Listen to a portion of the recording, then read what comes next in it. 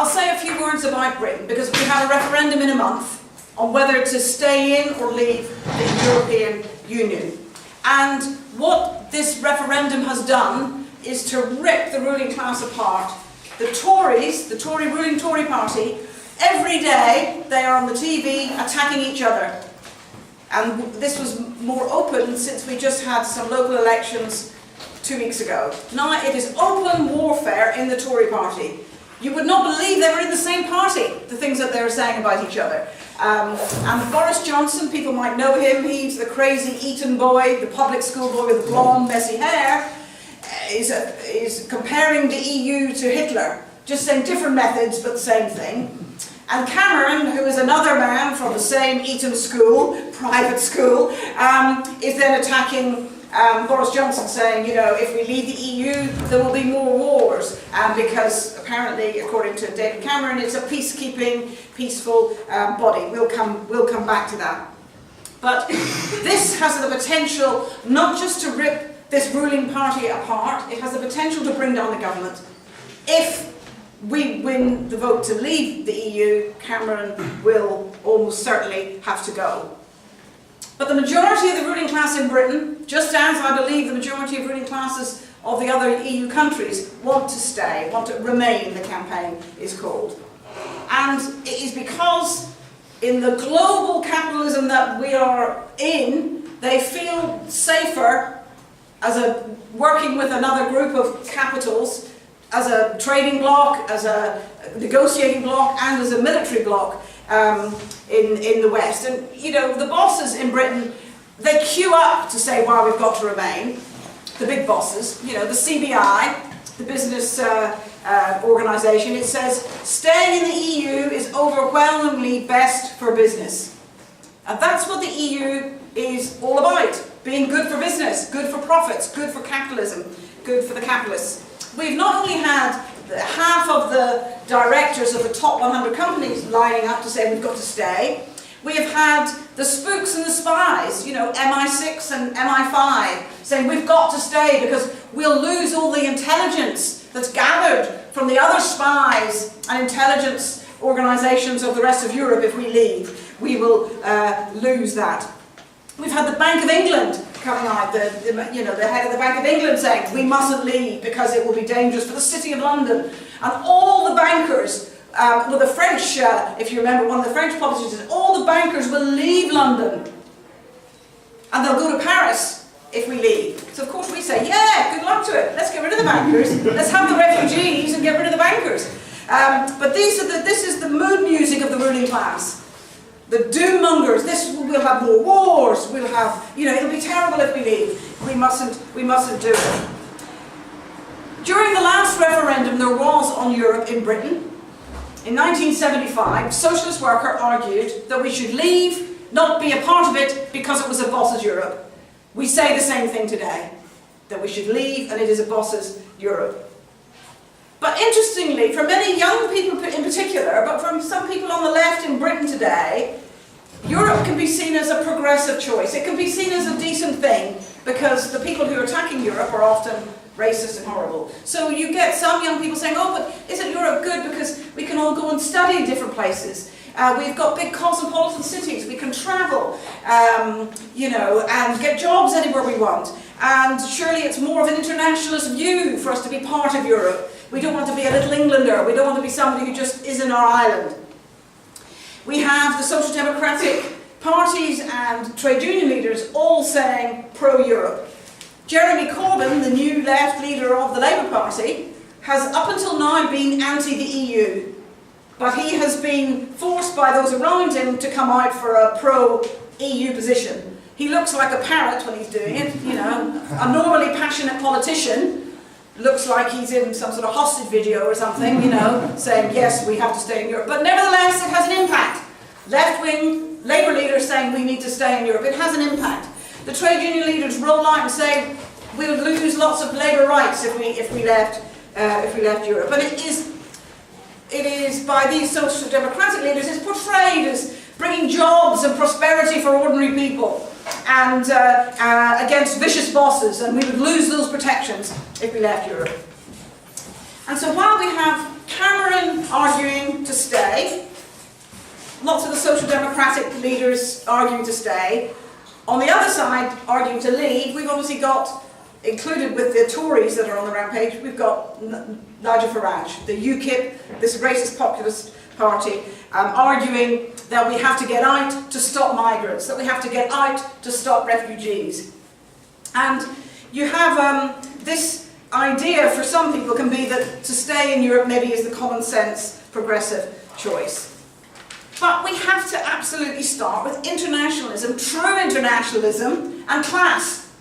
And actually, when you look at it, the EU is not some benevolent coalition of nations motivated by improving the lives of their citizens, you know, of standing up for a free movement of people like capital. They want, it's never stood for migrants' rights, it's never stood for workers' rights, it's never stood for trade union rights. It is and always has been a boss's club to ensure that the various capitalists can extract the greatest amount of surplus value from the workforce across borders. That's the nux of what it was set up to do. And the neoliberal project that is now almost obligatory if you're part of the EU is not just, not only is it far from the progressive sort of myth that we've sometimes told, it's intensifying.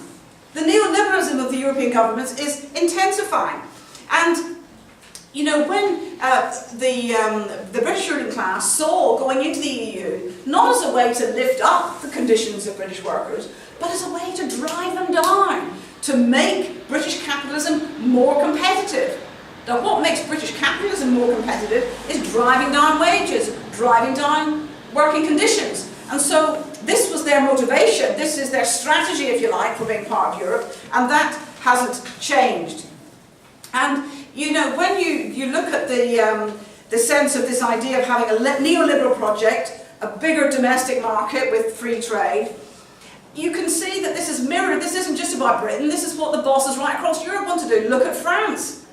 The latest attack on workers, the work law, I mean, what's fantastic is it's getting resistance. The people are taken to the streets again in a really major way. And to be honest, I don't know what it's been like here in Austria, but in Britain, the media just want to ignore that resistance. They are not covering the fight back, and you don't see it. But it's very important, and this is part and parcel of a neoliberal project that both the nations themselves, the national ruling classes are pushing on, but in coalition. You know, Marx talked about in the Communist Manifesto that the ruling class are a band of warring brothers. That's really a very good description of the EU. He could have known what the EU was.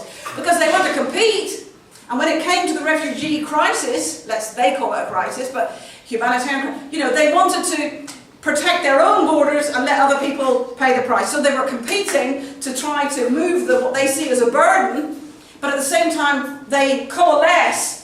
When their interests need that, they work together in order both to have, say, Fortress Europe, which I'll come back to, but in terms of pursuing a neoliberal project, they are utterly united on that.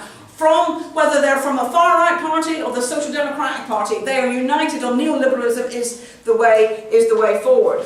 But the other half, and remember actually, one of the first things that was called in English, was the common market. Was what we used to call it. So the common market, that's about a market, that's about capitalism, that's about how the trade can be facilitated by being a part of it.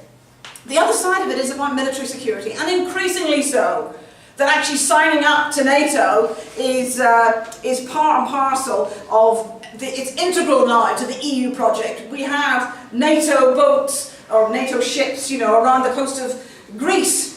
I mean, this is the, North Atlantic Treaty Organisation. They're getting a little bit far, aren't they, from the North Atlantic, you know? But actually, that's the sense that ever-moving east grip of the West is absolutely part and parcel of both working with the US, the biggest global power, but also making sure that the EU is a part of that. But sometimes we're told in Britain, by others on the left, but you can't support leaving. You can't support leaving, because both you're siding with Nigel Farage and these racists, and it will strengthen the right if we leave. So I want to look at that. First of all, in terms of UKIP and Nigel Farage, unlike some others, we do not share platforms with him, we don't campaign with UKIP, we have nothing to do with UKIP. We have a completely independent campaign, united with those other forces, some trade unions and other forces who are part of what is called Lexit, left exit. So we put forward arguments for leaving from the left, and they are always knitted into an argument that says refugees are welcome here, anti-racism, to differentiate ourselves from those right-wing arguments. And we had to fight, because there is some on the left who are against the EU, but they talk about social dumping. I don't know if people understand what the phrase is, but it's about migrants come and they bring down the wages of native workers. It's a horrible phrase, something that in Socialist Worker we never use, and it implies that migrants are the problem for low wages. And actually migrants aren't the problem with low wages, bosses are the problem with low wages. And actually trade unions are the problem if they're not fighting for wages to all of them to come up. So we have to fight that we don't unite with those even who claim to be on the left if they have any policies that argue about immigration in that way. So it's utterly essential for us that our campaign to leave is always linked with standing up against UKIP, of standing up against racism, of saying refugees are welcome here, being part of Stand Up to Racism and the rest. But you see, the thing is, it isn't just that the people, some of the right-wing politicians who are arguing to leave are using racism. So is Cameron and the people who are arguing to stay. Racism is part of the political agenda around the EU. I mean, David Cameron is no anti-racist. He's the one who's fostered the conditions in which UKIP has been allowed to grow. UKIP hasn't caused Islamophobia. UKIP is a product of the fact that mainstream parties have legitimised Islamophobia, have mainstreamed it, have made it so that people sort of say it's sort of the acceptable face of racism to be Islamophobia, because we're superior Western, enlightened, white people against this, what David Cameron called a swarm when he talked about refugees and people coming in. So that sense of realising that actually the Remain people are not arguing for Remain on some principled anti-racist stance, far from it. And I think that when we look at what what remaining in the EU means, it means signing up to support the neoliberal project. It means signing up to support an institution that has decided that the poorest people in Greece, for instance, have to pay the price for the collapse of the banks. And every time we hear this talk, oh, we're going to have to bail out the Greeks again, it's not about giving money to the poorest Greeks who've lost their jobs or access to healthcare. It's about bailing out the banks for whom they've still got debts. And remember, the Greek economy has repaid these debts numerous times. This is the interest on debts. It goes on and on and on. It's a never-ending cycle of just feeding the money back into keeping the banks afloat for loans that they made a long time ago. And let's remember that the EU is 2/3 of the Troika, that trilogy of institutions which is grinding down not just the Greek people, but they're the most extreme example, if you like. Their crisis hit earlier and there's been more chance for that to be forced through in suffering. But others, Ireland, Spain and others, of course, have suffered the same attacks. And these are unelected bodies. There's no democracy in the EU, and in fact the Vice President of the EU Commission basically made it open. He said, vote for who you like, ... but we'll do what we're going to do. There's no democracy. There's no sense that there's any accountability. Even the minimal accountability that you might have with your elected representatives in your own country is lost once you look at the EU. And this is nowhere more clear. When I said the neoliberal project is intensifying, it is clear from the new trade deals that are being negotiated. Now, in Britain we call it TTIP. I don't know if people are familiar.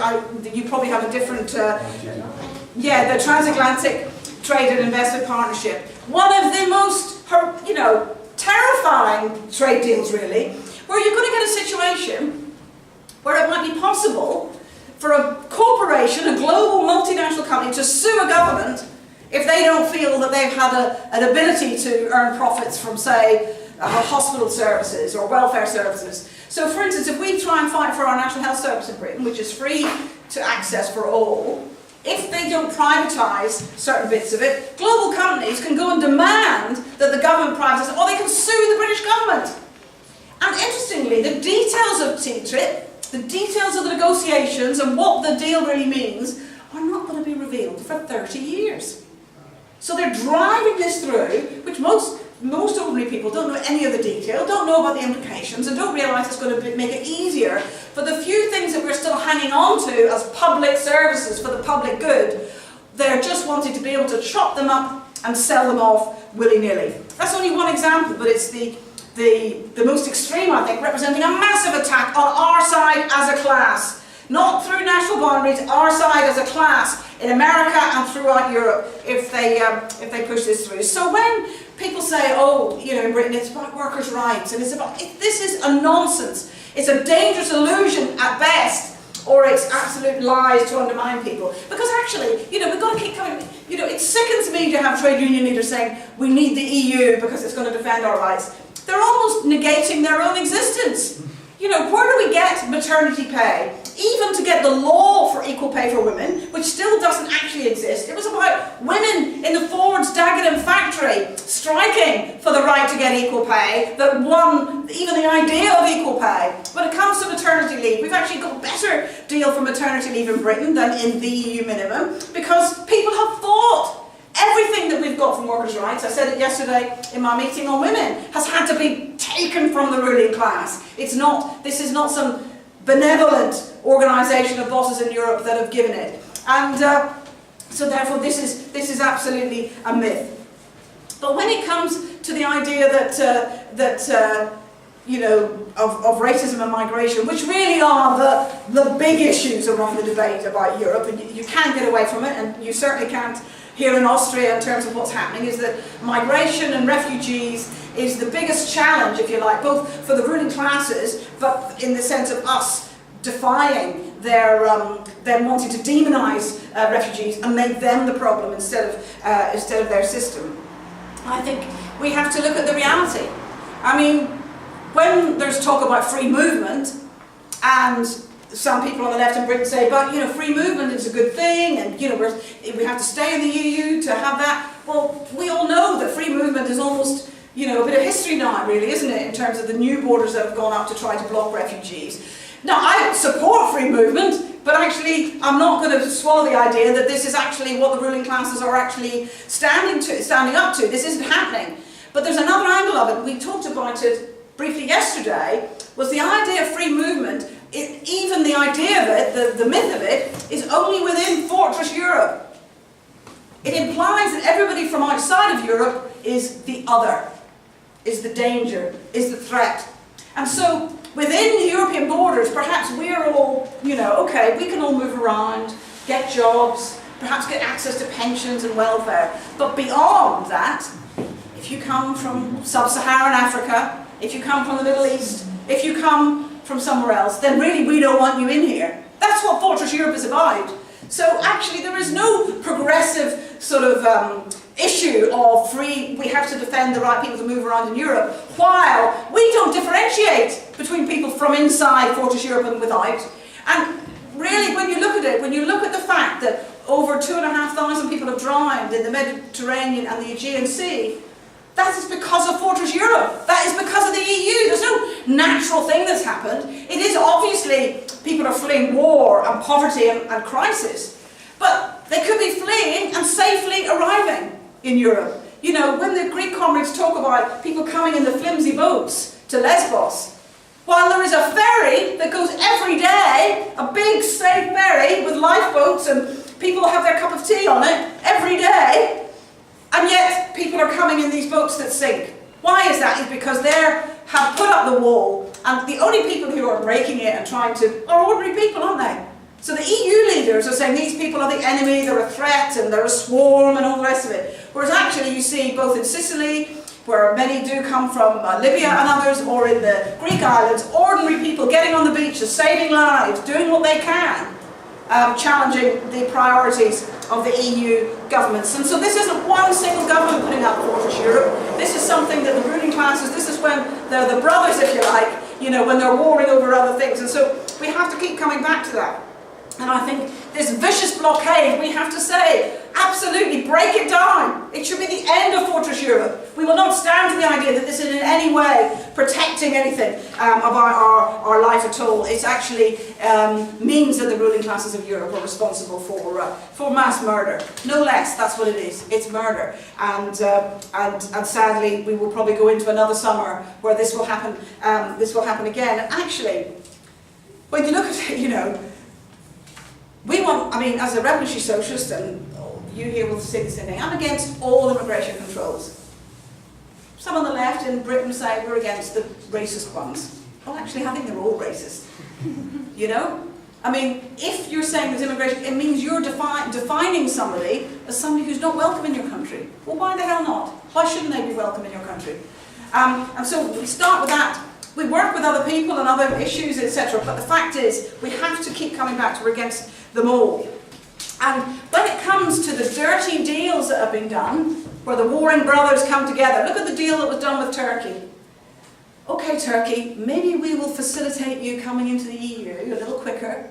If you will take back people that have tried to get away into Europe, if you will take them back, and we don't have to keep them, we don't have to give them asylum, maybe some Syrians, maybe we'll have to give them some. That's the deal that was done. Utterly cynical, utterly disgusting deal to try to stop the flow of refugees. The only thing that will stop the flow of refugees is if they don't feel they've got to flee for their lives.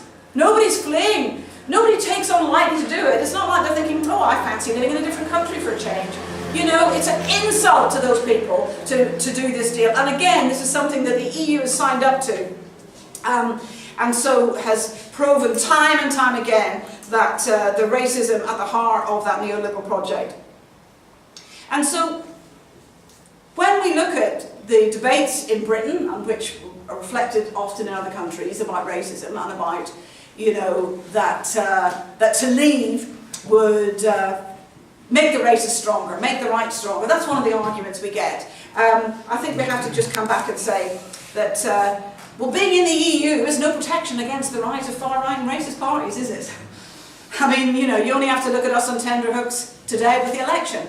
Being in the EU doesn't stop the rise of the far right, doesn't stop racism. In fact, to be honest, we know that actually the pressures of the neoliberal project, the impact of the refugee crisis is actually, and the crisis of capitalism, that means that people are looking for answers and not finding it amongst the mainstream parties that have historically ruled. They're looking for answers, and sometimes they can be the answers, the simplistic, racist answers of the right. But being against the EU does not mean being a nationalist, does not mean being what is called in Britain a little Englander. You know, we want to be an island and we don't, you know, we are the opposite of that as socialists. We are true internationalists, which means we stand in solidarity with ordinary people in Syria, with ordinary people in Greece, with ordinary people in France taking over the streets and blockading the roads. They're our sisters and brothers.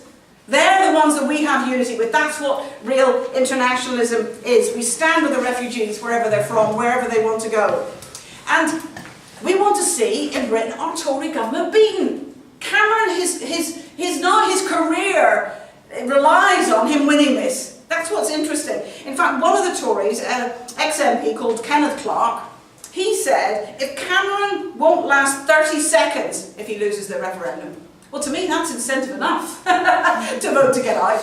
But we get two more alternative arguments I want to address before I quickly sum up. One is, couldn't the EU be reformed? Couldn't it be turned into a model of internationalism? And Varoufakis, recently speaking in Britain, people will know him from Greece, had been part of the Syriza government. He argues this. We could reform it. And it sounds very compelling. This man must know. He's seen the EU at its worst. This is a nonsense. Not only is it impractical in terms of 28 states have got to approve every change, it's like trying to change the beast, isn't it? The beast is a capitalist class having made a cartel in order to pursue their interests more effectively, and then saying they're suddenly going to become a socialist vehicle for change, for ordinary people. This isn't going to happen. And actually for Varoufakis, of all people, who has seen the suffering caused by the EU in Greece, it is astonishing that he could still be peddling this, and sad that Syriza government itself has signing up to pro-austerity when actually they were elected. Their strength and their popularity came from standing against the austerity coming from the EU. No, we don't want to reform the EU, we want to break it up. We want to break it up. And think of it if Britain voted to leave.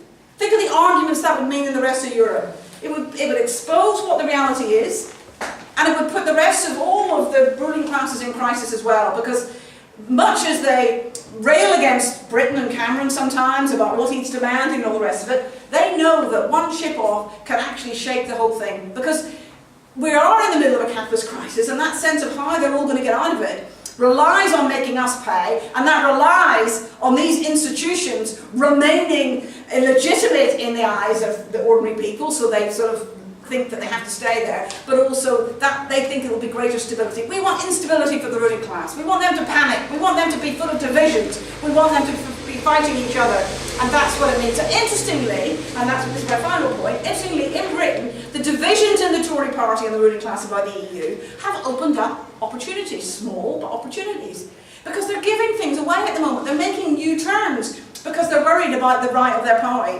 And let's remember, Cameron did not want this referendum.